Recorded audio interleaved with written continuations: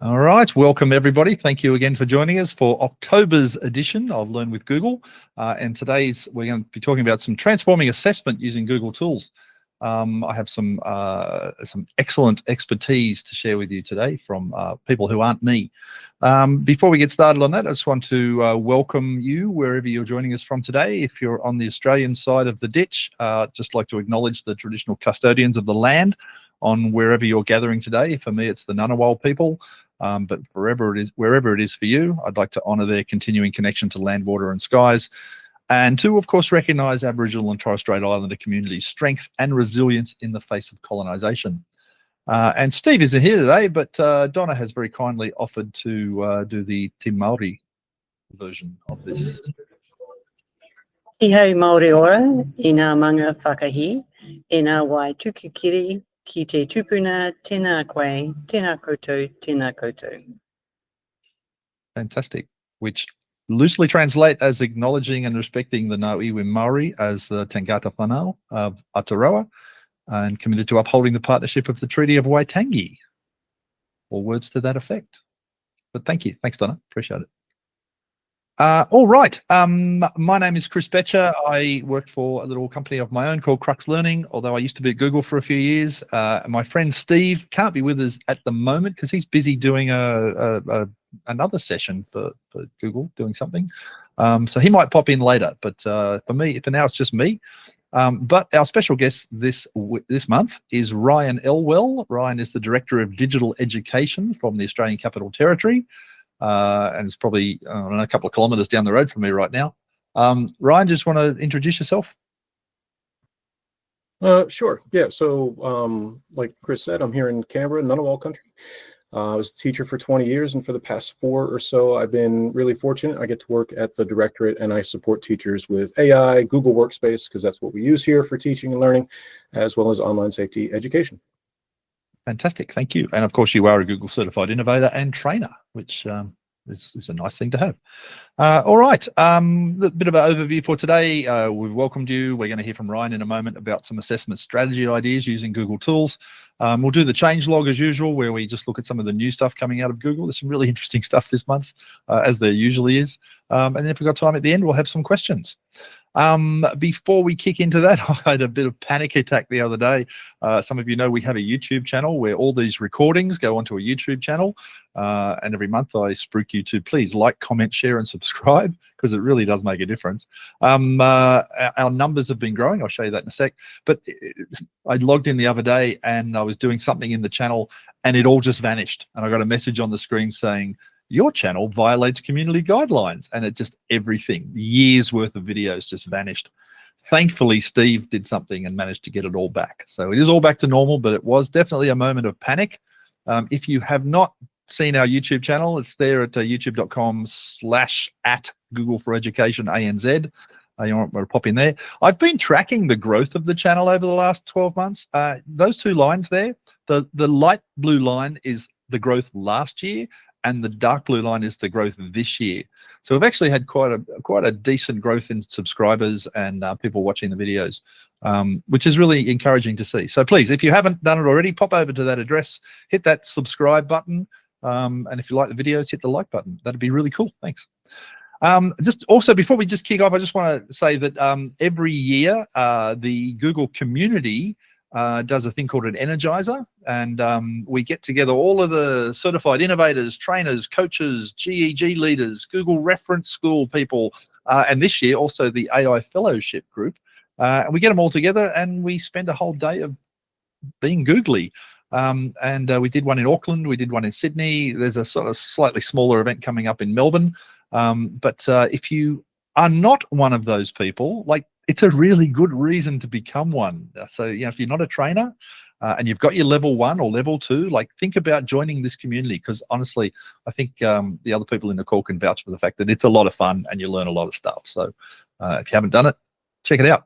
The other thing that we did, we ran a vids challenge. We ran a little competition of people making videos with Google Vids, and they were amazing. There were some really, really great submissions from people. This slide deck will be shared with you at the end, And the 2 links are in there. You can click on those links and you actually pop over and you can check them all out. There's a bunch of videos in there, and it really is a testament to what you can do with Google Vids. It actually surprised me how sophisticated some of these videos are. And just finally, I just want to also mention that, Google Summits are back. There's been a few of them happening around the country this year. There's been Canberra, Auckland, Adelaide, and Sydney was, I think, last weekend. But there is still Melbourne to come. So if you're watching this and you're in Melbourne and you'd like to have a bit more Googliness, there's a QR code there you can scan, or you can just go to events.deploylearning.com/Melbourne, because there is still room if you want to register for one of those. And they're a lot of fun. They're free to attend because Google is covering the cost. Yeah, I think you'll enjoy it a lot. All right. I threw this slide in here, Ryan, because I think you're going to talk about some of the really contemporary stuff that you can do with Google Tools, but I just want a little history lesson here to say that, you've been able to use Google Tools to help with assessment for a while. And just a couple of examples. I mean, people in this call probably are aware of Google Quizzes. You can make quizzes with Google Forms.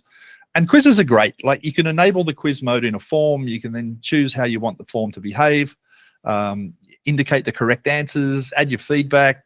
When the students do the quiz, they get the feedback on the answers, and then the teachers can then import those grades into the gradebook. So it's helpful if you want to use something like that for that sort of quizzy type assessment. Obviously, assessment goes much further than that, but that's one of the ways you can use these tools to assess things. Trouble is, it's a lot of work. Then, of course, practice sets came out in Google Classroom, which was great. Like, you could write a question, the AI would step in and try and help some suggestions, suggested explainers or suggested videos. You could add your own if you really wanted to. And then when students do the quiz, they would get that help and that text feedback, text or video feedback. They can even use a scratch pads. Actually, one of my favorite things about practice sets is that kids get the chance to sort of write and show their working, which I think is really powerful. And then at the end, teachers get a detailed analysis of the student progress, which is great. But again, there's a lot of work to set these things up. And so I think we've come a little bit further. And so one of the things, and I'm sure Ryan will expand on this a lot more, like, as an example now, Notebook LM, you can now upload a whole bunch of content into Notebook LM and get Notebook LM to generate a bunch of learning resources. So things like mind maps and reports and quizzes and flashcards and audio and video overviews. So, for a student or a teacher who's preparing content for learning, we've gone beyond now just setting up simple quizzes. We've got to the point now with AI where we can give it the content and then ask the AI to help us interpret that in a bunch of ways. So, Gemini does the same kind of thing. Just an example here, I put a prompt in there about creating a quiz suitable for a learner, and you can see from the screenshots, like, it's got examples where you get it right, where you get it wrong. I went in here and then asked, well, tell me why I got it wrong. And it gives some sort of explanation. Like, these are really simple examples, but they're just scratching the surface of what you can do with AI in terms of helping generate learning and helping assess and understand where you are on that learning. Okay, so with that little preamble, I am going to hand over to my friend Ryan. Nice mustache, I like it. And Ryan, over to you. Vandalism. I'm shocked, Chris, just shocked. So I just popped a link into the chat there. So I'm going to share a couple. Yes, share my screen. Gosh, mate. I'm just going to go through a couple things that I've created for our teachers here, and I have been assured by my manager that the spirit of sharing extends to sharing this to anyone and everyone who will listen. So that link shortener right there will take you to a folder with 4 graphics. I'm going to quickly show you 3 because I've only got about 14 and a half more minutes. So I'm here to talk about Gemini and assessment. So the first thing that I try to do, if you know XKCD, it's an amazing webcomic, and there's one about expertise, and it just really highlights that when you live and breathe a certain thing like digital tools, and you forget that even when you make it for people that you think aren't used to digital tools, you're still way above that level. So I keep that comic right above my workstation. And this is something that I put together for myself, but also to share with teachers. And it breaks up different pieces of the Google AI suite of tools like Gemini, Canvas, GEMS, Deep Research, and Notebook. Guided Learning came out halfway through, and I was not about to resize this, but also that's more of a student tool. And this chart kind of has what these things really excel with. But again, you do you, and how you use AI is a complete individual and unique choice. Some things to look out for. Mostly it's making sure that you as the teacher stay in control. So that's just something that might help you get started. If you're wondering, how can I work with Gemini in assessment? Is Notebook the right tool? This might be something to point you in the right direction. But for right now, I want to talk about 3 different things. So the first one is before the assessment, how to modify. So if you have an existing assessment, how can you use Gemini to relieve some, if not a vast majority of the burden of making it quote unquote AI resistant? And then we'll talk about how we can support assessment while students are learning, and then how can we use Gemini after the assessment. During the assessment would be better to provide feedback. So for this first one, we're going to look at modification. So these are 2 of the other graphics in there. Again, I could spend plenty of time, and I have in other forums. Feel free to subscribe to my newsletter. I don't have one. But the one on the left is something I created because in my work with teachers, I found that academic integrity, cheating, that's what I have to protect. I have to do this. But I felt a lot of teachers might have been a bit red misted, you know, kind of blind to the fact that as teachers, we also have to protect them from what AI can do to students. And a lot of my work is in online safety. So I get research that says students are using AI in ways that is really not how AI should be used, and it's affecting what they're learning, or students are actually deferring to what AI says because they believe AI is more correct than they are. So when we design and redesign our assessments, I wanted to make sure that unintentional misuse and overshadowing were 2 things that we took into account. How can we prevent these things from happening to our students? Because AI will very easily take over a student's work. It will very easily convince a student that it's good at something that it really shouldn't be doing. Now, we don't need to read through the chart, but again, you can access that, download it, share it. They make great stocking stuffers. On the right is your, this is one of my favorites. It's got a quadrant at the top, process tasks at the top, product at the bottom, student-centered to the right, and teacher-centered tasks, and it's broken up into 4 different types of tasks with examples. So how can I make my essay AI resistant? And you can do that by doing something called adding validation tasks, and they're like little pulse checks. And then down at the bottom, and those are just examples up at the top, but then at the bottom, there's just examples of what I mean by higher order thinking and real world. The best part about this one is it never really mentions artificial intelligence, except at the bottom where I said that I used artificial intelligence. This is just good assessment that teachers don't have enough time to do anymore because they're so busy with the other admin tasks. Now, in a beautiful world, we could read through these, but I'm going to show you why you really don't need to. And we're going to pop into Google Gemini. And to save time, because I knew I was going to talk much longer, I just ran this through. So I'll close this so you can see what I did. So essentially, I took the student misuse guide and the assessment validation chart, those 2 things, and I just dropped them into Gemini because Gemini loves a good read, and it can read these things.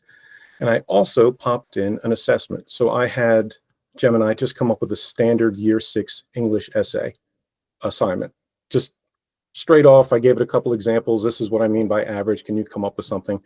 Because I knew this would be the one time that the person that shared their work online like attended this, and then I'd have another nemesis, and you can't have more than 6. And I simply said, hello, I'm a year 6 teacher. I would like to modify one of my existing assessments to be more AI resistant. Can you use the attached graphics to help me identify where it is and give me some tips on how I can make it more interesting? So I just uploaded those 2 guides, and I uploaded that assessment task. This is my old one. I want to make it AI resistant. And you can see that it gave me a modification strategy. You can see that it even picked which quadrants I should be focusing on. You know, should I do student-centered and product-focused? It gave me suggestions for how I could integrate process checks, how I could chunk that assessment up into little bits and pieces to monitor progress. And when we get to feedback, if I provide feedback all the way, when I get to the end, there's not a lot left to provide. And it also means that end product essay isn't going to be worth as much because I've done all the important marking along the way. You can see it's given me some examples. Anyway, we're going to keep scrolling because it kept going. And I said, hey, I forgot to click Canvas, which is pretty much a hallmark of mine. Could you please put this into a Canvas window for me? And this way I'm able to edit and change. So now I've got my assessment task, and I basically said, hey, can you rewrite that assessment, take your feedback and just rewrite it?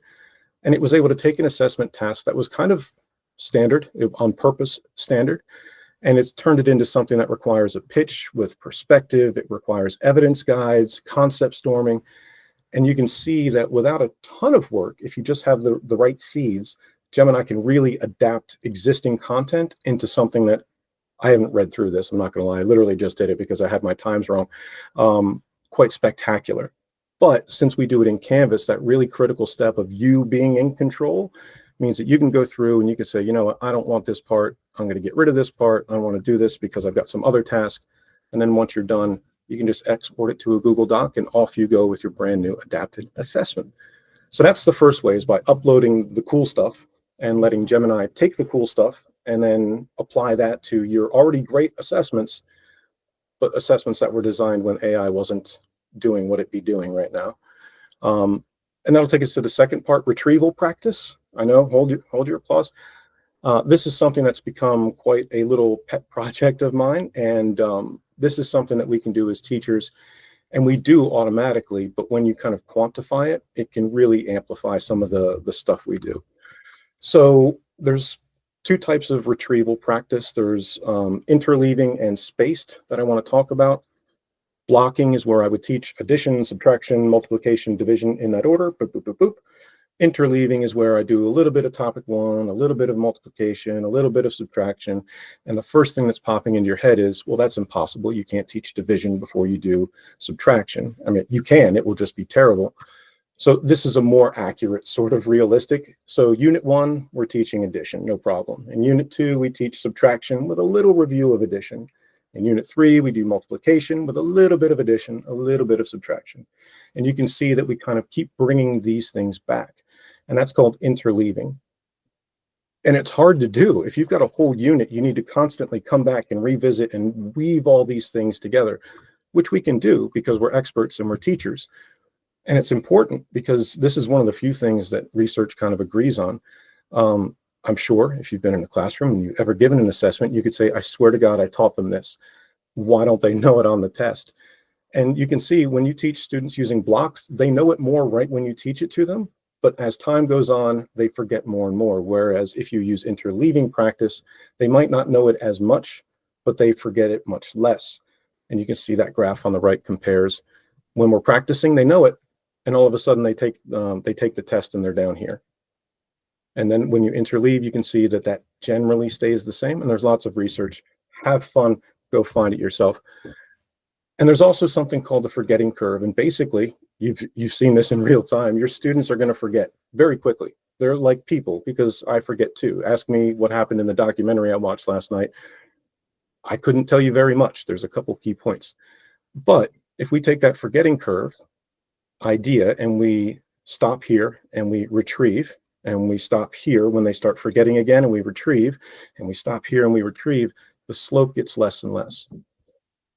Now, incorporating that into your practice is something we try to do. It's like a natural thing I think teachers are kind of just built with, but it's hard and it takes time. And this is where Gemini is able to pick up some of the pieces that we just don't have time. Like our time is so incredibly valuable. And I know I can pour through the curriculum and make calendars, but I'd much rather be giving high quality feedback to my students. So for this one, I uploaded a slide deck. This is one, Chris mentioned the Google Summits. This is one I did at the Canberra Summit earlier this year.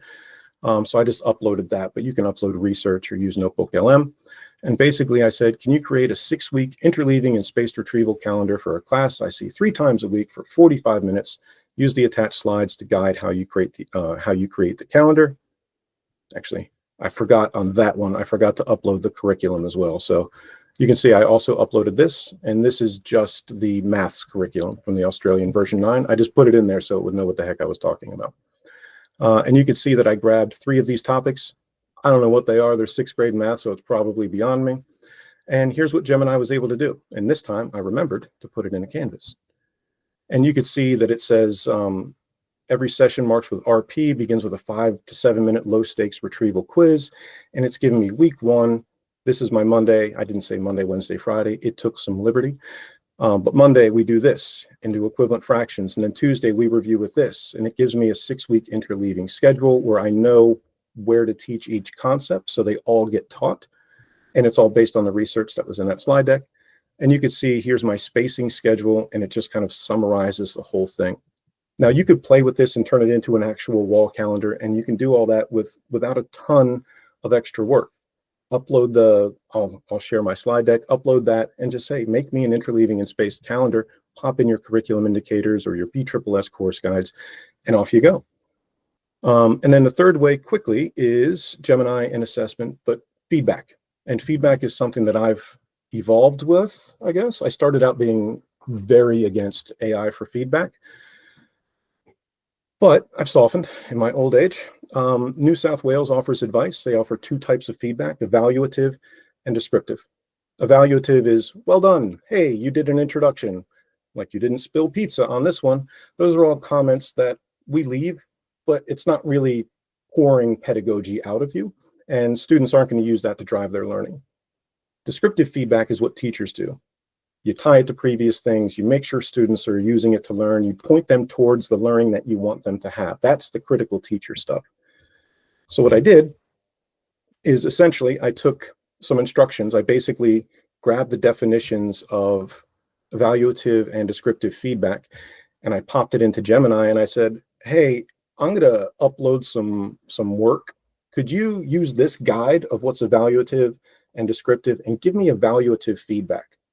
Now you can see here, I gave it some questions to ask me for year level type of assessment and all that.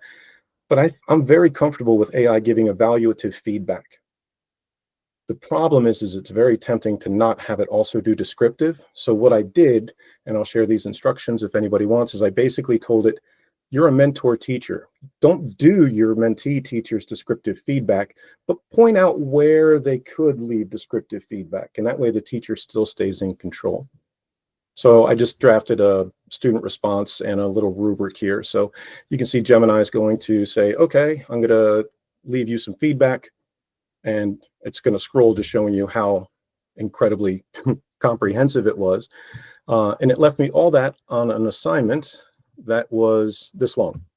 This was the length of the task, and this was the rubric that I uploaded.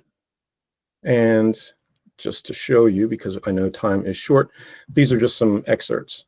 So, oh, that's interesting. It's all gone. Everything's gone. There we go. It was able to leave me that evaluative feedback. It tells me exactly where I can leave this feedback. I can copy and drop it. It connects it to my rubric. And then here it says, guide the student to further elaborate on the events. And as a teacher, it's not giving me the feedback. I'm still in control. But I could say, hey, that's pretty good, actually. And it kind of leads me towards where I can go. So you can use Gemini before the assessment to modify. You can use it during to help support by changing your calendar and giving you some real good interleaving and spaced retrieval.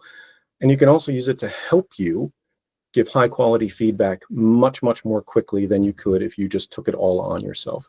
So I have no idea where I am for time, but hopefully that wasn't too bad. And thank you for letting me share. No, thank you. That was awesome. And I love the fact that you covered a whole bunch of things I didn't think of at all. That's fantastic. There is a little timer up in the top corner because this is a new feature of Google Meet. I can put a timer on now.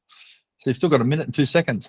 And in fact, I was going to say we were going to have questions at the end, but I feel like if anyone has any questions now, because of spaced repetition, you might forget those questions by the time we get to the end. Has anyone got any questions for Ryan? Feel free to put your hand up or throw an emoji on the screen. Or use the chat. And hello, Steve. Hello, mate. Hey, Ryan. Hello, Steve. Well, Steve, Ryan, either you've bamboozled everyone or you've thoroughly explained it so well they have 0 questions. I don't know which it is. Well, if you put them to sleep, they can't ask questions. It's an old teacher trick. All right, Jeremy is clapping, so that's a good sign. Let me go to somewhere else in this slide deck.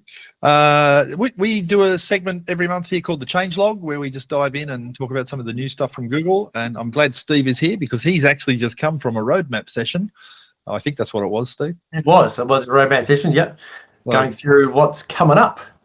So those roadmap sessions that Steve was talking about, if you're, I don't know who's eligible to go to those, but I think they are NDA. So Steve's sessions do talk about stuff that have not been released yet. When I put the changelog together, I usually focus on the stuff that has been released. So I feel like it's unfair to tease you and tell you about things you can't have. So you can, of course, find any of this stuff out yourself if you go over to workspaceupdates.googleblog.com. Which has all been revamped recently and is much nicer and easier to use. Although, Steve, I got to tell you, they did take the little date filter off here, so I can't filter down to the last month now. Yes. Annoying. Yeah. So, other than that, the layout is really nice. Yeah, if you don't want to wait for us to tell you what's new, or if you don't want me to filter out only the things that I think are important, and you just want to see everything, you can go over there to the Workspace Updates and have a look for yourself. But and you can also, if you just shoot back one slide, Chris, yep. Where it says subscribe up there, so it's the old like and subscribe. So yeah, you can subscribe to them, and they email you the updates as well. So if you're the sort of person that likes to be told the updates, and you cannot wait to hear Mr. Betcher's dulcet tones once a month, then you can subscribe there, and then they will send you the updates into your inbox. Yeah, and in fact, there's also a release calendar button there as well, and you can subscribe to the calendar, and it actually shows up in your Google Calendar. You can actually see all the days when things are coming out. So these are some of the things that have come out in the last 30 days that particularly caught my eye. It's not an exhaustive list. There were other things in there, but I think as teachers, I've tried to pick out the stuff that makes the most difference for you. So first of all, introducing Gemini sharing in the Gemini app. Gems sharing in the Gemini app. This is a big one that we've been waiting on for quite a while. Steve, do you want to explain what it is? Yeah, so it's when Gems first came out, everyone was, how do you share these? How do you share these? Someone made a great one. It's like, well, copy the instructions, then put it in a doc, and then share the doc, and then copy the instructions and drop them back in. So now they've actually rebuilt the way a gem works, and it works as a drive file. So as you can see on the little screen there, we can click share, then you can see the familiar sharing box pops up. So you can share the gem. You can share it outside of your domain as well, if sharing is allowed. If you attach a doc to your gem as the knowledge base of your gem and share the gem, it's not going to share the doc if the doc is not shared. So the drive sharing settings stay in place. So yeah, you can share the gem like a drive file. If your domain says no, you cannot share outside your domain, you cannot share it. So works like a drive file. Good to know. Good to know. The second thing is that Notebook LM now has Learning Guide inside Notebook LM. And again, Steve, I'm going to throw to you because you love talking about this stuff. Yeah, so when you're creating your resources inside of Notebook LM, there's now one you can create, which is a learning guide. Really useful if you say you've done a PD on a topic and you create a learning guide for your teachers, but also you might want to then configure that guide for a student to use as well. So creating a guide to help a student learn. So not jumping to the answers, but actually giving them a guide on how to learn about that topic inside of Notebook LM. I think that's particularly relevant when we get to number 4 here, because you can now use Notebook LM and GEMS inside Google Classroom. Correct. And also really relevant this time of the year down here in ANZ, when we have those high stakes tests and exams coming up. So again, lots of nice ways to, a year and a half ago, we were doing keynotes about, wouldn't it be amazing if everyone had their own personal tutor? Well, it's here now, folks. Yep, absolutely. This next one here, generate stories using Gemini with read along in Google Classroom. So that is, I'll just show you the page here. So with this one, there's no picture on that one. With read along, if you've been using read along inside Google Classroom, you know that it's got a whole collection of, I think it's 803 books, of which some are Heggerty decodables and some are just regular books, and there's a whole bunch of publishers in there. So there's a bunch of books in there for your students to read along with. and have Dia, the AI tutor, listen and give advice. A couple of months ago, they introduced the feature where you can cut and paste your own text in there and turn that into a book. But this new feature, now you can just go in there. There's a new button in there for Gemini, which will basically say, make me a book about whoever and whatever and doing whatever, and it will just generate the book for you. It is worth knowing that when it generates a book, it's not ready to use for about an hour. It does take a fair bit of processing in the back end before that book's ready to be read by a student and have all the read-along features. But yeah, you can generate your own books directly in there now without having to wait. It's rather nice. And we kind of alluded to this one already, but educators can now create and assign Notebook LM and GEMS in Google Classroom. And I am going to just pop over to this tab and go to Classroom. So I've just gone into my class. This is just a sample demonstration class. There's no real teachers or students in here. They're all just sample people. But if I go into my classwork page and go to create an assignment down here, you'll see that I have Notebook LM and a GEM as options that I can put into my classroom now. So just like Steve was saying before, you can create like a learning module inside Notebook LM, or you can load it up with all the pre-configured content, and you can add all that sort of stuff into it, and you can send that notebook out to your students as a resource for them. It's important to note that the students do not have editing access on that, so they can't add more resources, they can't generate more things from it. They can interact with what the teacher creates for them at this stage. And the same sort of idea with the GEMs.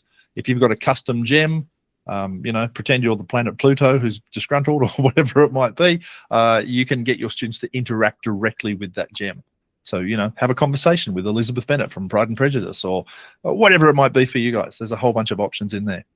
Hey, Chris, if you just click on the assignment button as well while you're there, it also pops up in there as well. There as well, yep, definitely. Yep, you can add it there. And I will just seeing I'm in here now, I'll just click on that read along button and go to here. This is the read along thing I was just saying before. There you go. So it's loading up all the books that you're probably used to seeing. And then we've always had this add button here where you can add your own text, but now we've got the Write with AI button where you give it a grade level, you tell it what the topic or plot is, any required keywords, and then it will generate a story. Only does it in English at the moment, so just bear that in mind. But also the nice point about that, as with your add functionality, is you're not adding it to big read along for the whole world to see. You're adding it to your reading library here. So really nice. If you do want to write a story about students, it's going to stay for you. It's not going to pop those students' names into the giant repository of books out there. So that's the updates from Gemini. There's some nice stuff in there. There are a few others as well. Go and dig through the archive if you want to find out some of the other stuff, but I thought those were the big ones. The other thing that really caught my eye as an ex-media teacher is how quickly Google is moving on Google Vids and how quickly the improvements are coming to Google Vids. I mentioned earlier in the show today that you know, we had a Google Vids challenge competition as part of the Energizers that were held over the last couple of months, and you've got the links for that in the earlier slides. So do go and have a look if you haven't. You'll be amazed at what can be created with Vids. But here's some of the new things that have come out. The most important thing for you to know is that if you are using Workspace Plus, you get all the fancy features of Vids, and if you are a AI Gemini license person, you also get a whole bunch of the Gemini features. All teachers, as long as you're using Plus, all teachers get all of those additional AI Gemini license features for free until, I believe, Steve, it's until at least March next year. I think it's about there next year. Right, and an interesting point there that so it's for Education Plus and also teaching and learning users. You can buy one teaching and learning license for about $60 per year. And the teaching and learning edition now is very much on par with the Education Plus, because there used to be Plus had a couple of extra features that teaching and learning didn't have. So teaching and learning has all those front end features that Plus has. So it is a nice ability there to do that as well now, to get those additional things. But the big news there is that all of those additional AI features, so the ability to generate videos and to generate AI voiceovers, and for Vids to actually make your video for you from, say, a slide deck or something. Like all of those additional features are free for teachers at the moment. So go and hammer them. Yeah, really check them out. Speaking of creating videos from existing slides, if you've got a Google Slides presentation, you can now just, in fact, let me just go to another window here, vids.new, and share this tab. So if I go into Google Vids, you'll see now on the front screen of Vids, you've got all the different things that it can do. And this is what I was saying, the ability to do an AI avatar or to generate something with VO3 or to create a storyboard. Those are the AI features, and those are the ones that everyone's getting right now until sometime next year. The convert slides, if you just take a slide deck and load it up here. Now, you've always been able to take a slide deck and put it in here, and it will just use your slides and sort of spit it out into kind of a timeline. And it really is more like a, an automatic slide presentation, more so than a video. The new feature that they just released is it really does turn it into a nice video. It puts the soundtrack in, it does all the voiceovers for you. It doesn't just read what's on the slides either. It actually sort of interprets the slides and creates a voiceover for what a person would probably say. I tried it last night, actually really impressive. So yeah, if you haven't tried that, that is in there. Donna had a question there about VO appearing in Gemini and how many can you make. I'm not sure, Donna. I haven't had a go at that, but you can actually make. I think you can make quite a few inside of Vids. If you go across to VO on the right, you can make a bunch of VO videos and drop them into there. So I actually made a video of about 5 different VO 8-second clips inside of Vids. So that's another option as well. You know what the other option is, Steve? What's that, Chris? Buy a Chromebook, and then you'll get then you'll get Gemini AI for a year. That's true. Chromebook Plus, yes, good call. Yeah. Just to throw that in. So that's the slide presentations.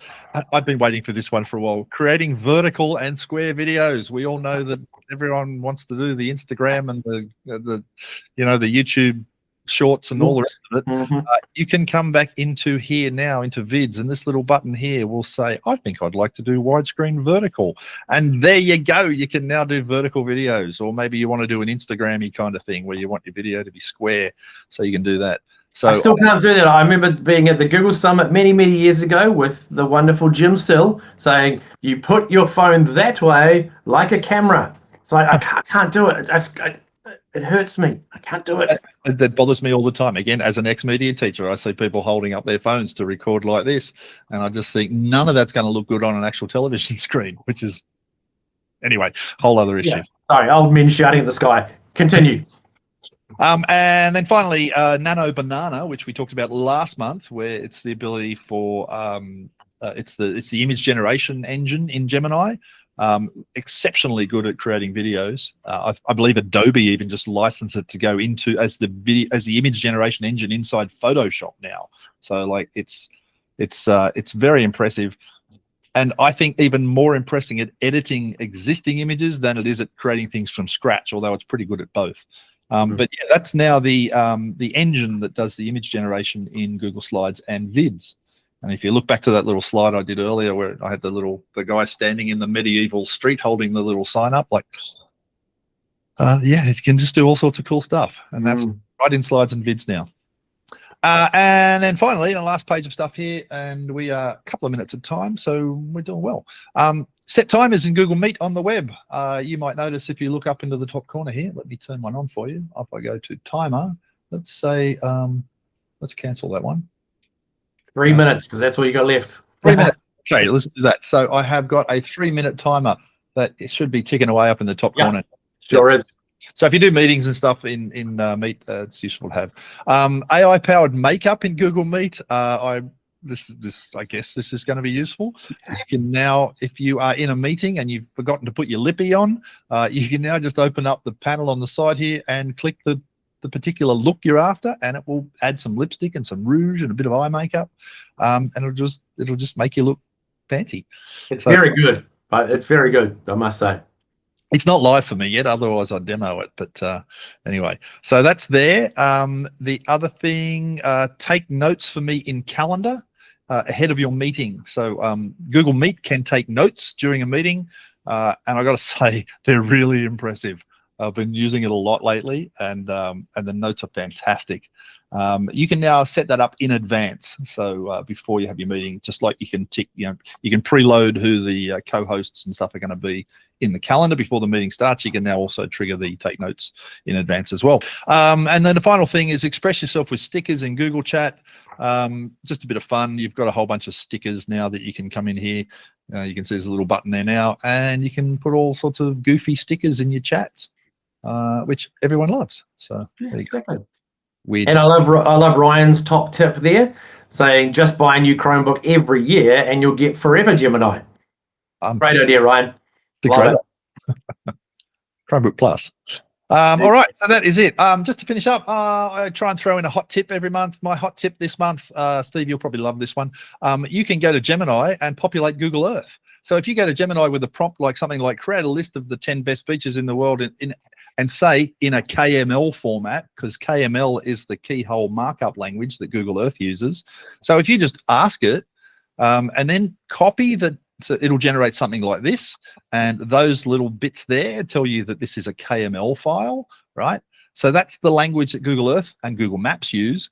You can then take that file, drop it into any text editor, and just change the .txt to .kml, and then go over to Google Earth, find the import KML file to Google Earth button, and the top one if you want it to go to a project, or the bottom one if you just want it to not be a project, just come in and just play with it. And then what it does is it imports all those things into your Google Earth. So, you can go and tidy them up and do whatever you want with it, but there's a bunch of cool ideas you can do with that. So the big point is that Gemini will generate whatever you ask for, right? You want a file, generate a KML file, right? And yes, it's that point that we say, yes, you could do that, but it might take you an hour of time to do it. So get Gemini to do it in 15 seconds. Save yourself 59 minutes and 15 seconds of your life, Exactly. All right, that wraps us up for this month. Don't forget, we do have the channel. If you have not already, there's a link there. I'm just going to, can I do this? Can I copy that link address and put it in the chat? I can. There's a job for you. Okay, everyone, go there right now. Subscribe. Have to, but it'd be nice if you did. So yes, and we record all of these, and thankfully, Steve, I was telling everybody the disaster story and how you managed to get our channel back. So thank you for that. Yes, we were impersonating ourselves. Yeah. So I had to say that we weren't impersonating ourselves, and we got our channel back, which was awesome. If you would like a certificate for being here for today, if that sort of thing matters to you, you can pop over there on that QR code, just scan that, or go to bit.ly/GFE certificate, and fill in the form, and the magic of the interwebs will create one and send it to you. And yes, Andrew, you and I should have a chat about how you do that, because you were asking. And finally, we love some feedback. We ask for this every month, and a couple of people do it. It's usually the same suspects every time. But if you are here today, or if you are watching this recording on the YouTube channel, please take a moment. bit.ly/learnwithgoogle_feedback. That's what that stands for.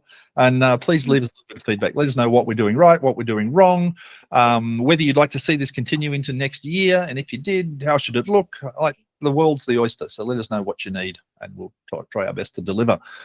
And that is the end. Thank you very much for being here. I'm going to stop the recorder right now, but we will hang around for a few minutes in case anyone has some questions.